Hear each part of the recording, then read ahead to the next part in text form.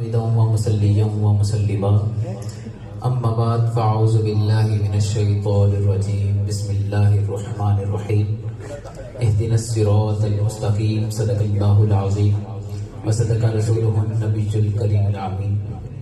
معزز منصفین کرام اور میرے ہم مکتب ساتھیوں، آج مجھے جس موضوع پر لب کشائی کا موقع ملا اس کا حسن عنوان نکل کر خانقاہوں سے ادا کر رسم شبیری.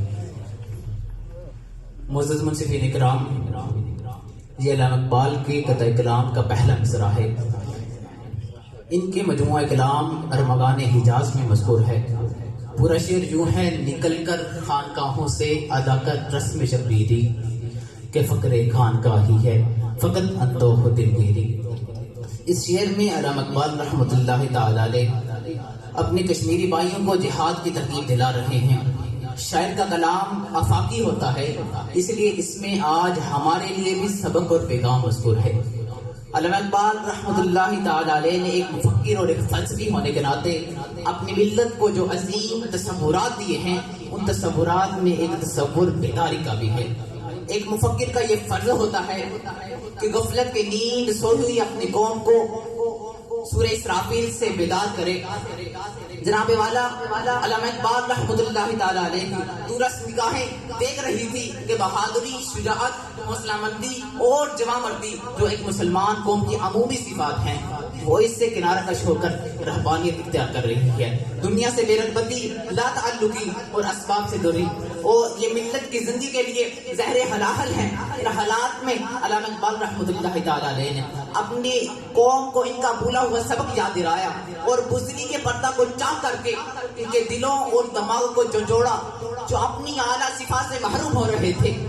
ایک مسلمان ظلم کے آگے گھٹنے نہیں ٹیک سکتا، مظلوم بن کر زندگی نہیں گزار سکتا.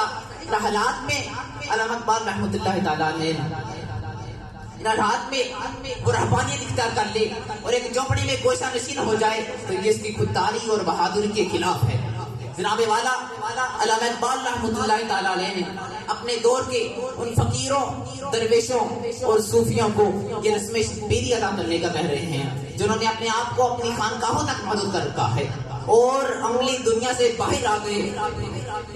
جناب والا انہیں خبردار کیا کہ تم اپنی خانقاہوں سے نکلو اور امت مسلمہ کے مسائل کا حل تلاش کرو. انہیں غلامی کی زنجیریں کاٹنے کا ہنر بتاؤ. انہیں جابر حکمران کے سامنے سر اٹھانے کا بھی کہو اور خود بھی اس عمل میں حصہ لو، جس طرح حضرت امام حسین رضی اللہ تعالیٰ عنہ نے اپنے وقت کے جابر حکمران کے سامنے کلمہ حق کہا تھا اور حق کی سربلندی کے لیے اپنے رفقا اور خاندان کی جانیں بھی قربان کرنے سے درک نہیں کیا تھا. تم بھی ان کے نقشے قدم پر چل کر وقت کی طاغوتی اور جابر قوتوں کے خلاف کھڑے ہو جاؤ، چاہے اس میں تمہیں اپنی جانیں بھی کیوں نہ قربان کرنی پڑے. کیونکہ اگر تم ایسا نہیں کرو گے اور اپنی خانقاہی رسوم تک ہی محدود رکھو گے تو یاد رکھو کہ تمہاری یہ زندگی رنج و غم اور صدمہ و ملال کے سوا کچھ نہیں ہوگی. یہ رہبانیت کی زندگی ہوگی جس کی اسلام ہمیں اجازت نہیں دیتا. جناب والا یہ حقیقت ہے کہ اللہ تعالیٰ اپنے بندوں کو طرح طرح آزماتا ہے، جیسے کہ اللہ تعالیٰ نے قرآن مجید میں بھی ارشاد فرما دیا. اس آیت کا مفہوم یہ ہے کہ کیا ایمان والے یہ سمجھتے ہیں کہ انہیں یوں ہی چھوڑ دیا جائے گا، انہیں آزمایا نہیں جائے گا؟ حالانکہ ایمان والوں کو پہلے بھی آزمایا جا چکا ہے. ان میں بعض وہ تھے جو کامیابی سے ہمکنار ہوئے اور بعض کو ناکامی ہاتھ لگی. معزز منصفین کرام، آخر انسان کو فرشتوں سے افضل کیوں قرار دیا گیا ہے؟ کیونکہ انسان دنیا میں طرح طرح کے حالات سے گزرتا ہے، اس کی خواہشات پوری طرح اس پر حاوی ہو جاتی ہیں، اس کے باوجود وہ عبادت سے منہ نہیں موڑتا. لیکن جب حالات پرخطر ہو جائیں، ہر طرف سے شیطانی طاقتیں عروج پر پہنچ کر ظلم کی گنگا بہانے لگے، تو ایسے میں حالات کا مقابلہ کرنا ہی سب سے بڑی عبادت ہے.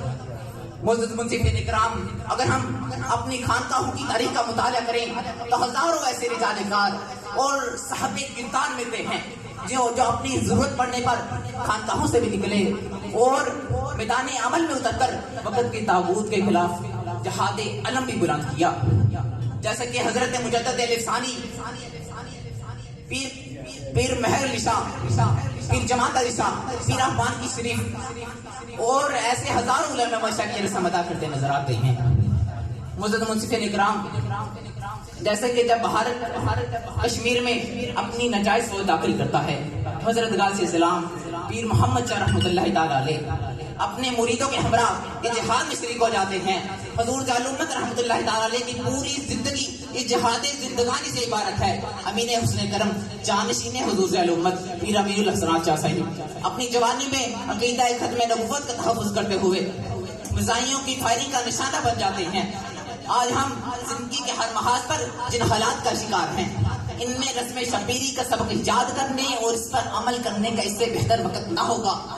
اگر آج کے پرشوب دور میں بھی مسلمان نے ہمت نہیں دکھائی اور اب بھی ایک محدود دائرہ سے باہر نہیں آیا اور اب بھی اپنی مسجدوں خانقاہوں اور مزاروں تک ہی محدود رہا تو کوئی باعث نہیں کہ اسپین کی طرح صفایا کر دیے جائیں. علامہ اقبال کا یہ شعر ہمیں جھنجھوڑتا ہے اور ماضی کے عروج و زوال کی تاریخ ہمارے سامنے کھول کے رکھ دیتا ہے اور یہ سب دے رہا ہے اصل بہادری اصل جمع مردی اور شجاعت گوشہ نشینی میں نہیں, حالات سے ڈرنے میں نہیں بلکہ مخالف کے سامنے ڈٹ جانے میں ہے, پہاڑ بن جانے میں ہے. اسی لیے آخر میں بس میں یہی کہوں گا کہ تیرے دینوں ادب سے آ رہی ہے بوئے رہبانی, تیرے دینوں ادب سے آ رہی ہے بوئے رہبانی, یہی ہے مرنے والی امتوں کا عالم بیری. السلام.